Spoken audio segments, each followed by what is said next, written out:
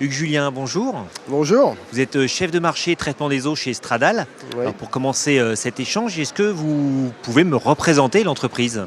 Oui, bien sûr. Donc, Stradal, c'est une société française qui appartient au groupe CRH. Donc, on est 700 employés répartis sur 25 sites à travers la France. Pour des questions de proximité, on est présent sur différents métiers comme le ferroviaire, le funéraire, tout ce qui est énergie avec les poteaux électriques. Mais notre grosse activité, c'est tout ce qui est assainissement, traitement des eaux et en fait tout ce qui est gestion du flux des eaux pluviales et usées en particulier. Alors effectivement, vous êtes chef de marché sur ce secteur-là. Quelles sont plus particulièrement les solutions que vous mettez au point?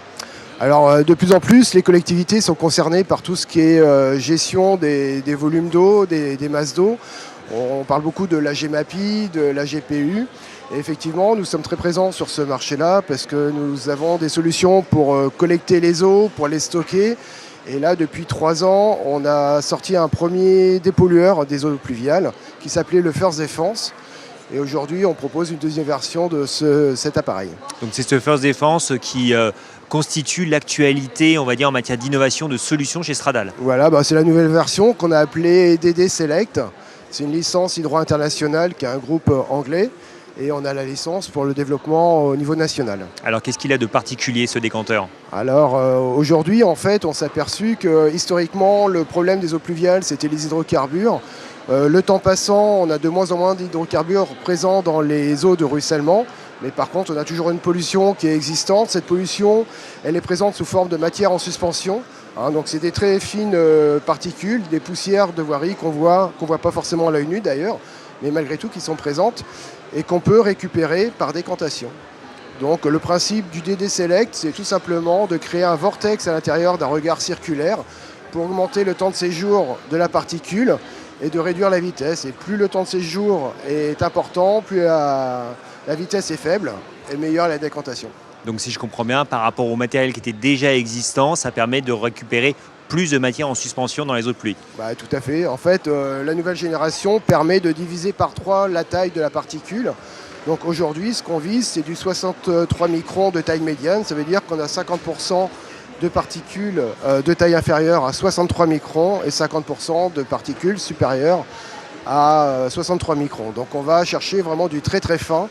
Et avec notre système, on évite tout ce qui est remise en suspension de ces fils de voirie.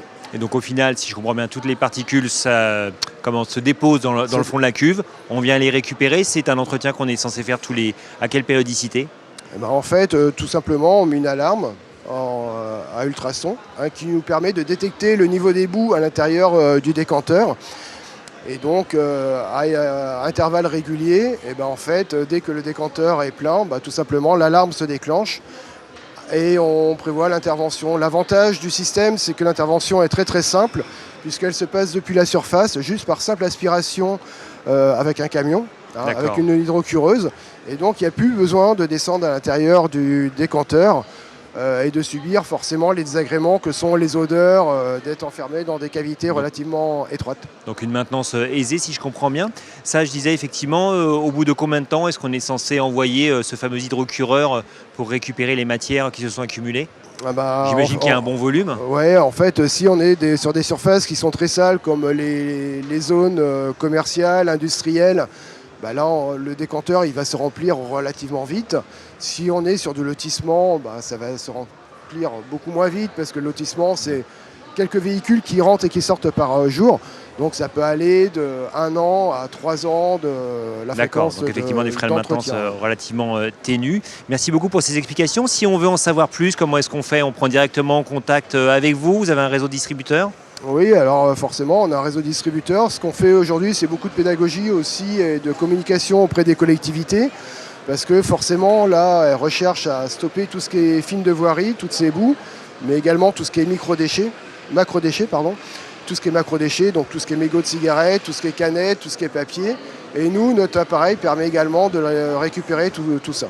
D'accord, donc ça permet véritablement de s'inscrire dans une démarche plus large effectivement, de protection de l'environnement, voilà, quel que soit le type de pollution, macro, micro-déchets. Tout à fait. Et donc vous pouvez retrouver les informations sur Internet, sur le site www.stradal-vrd.fr ou alors nous contacter directement Eh ben, merci beaucoup, monsieur Hugues Julien. Merci de cet éclairage. Merci.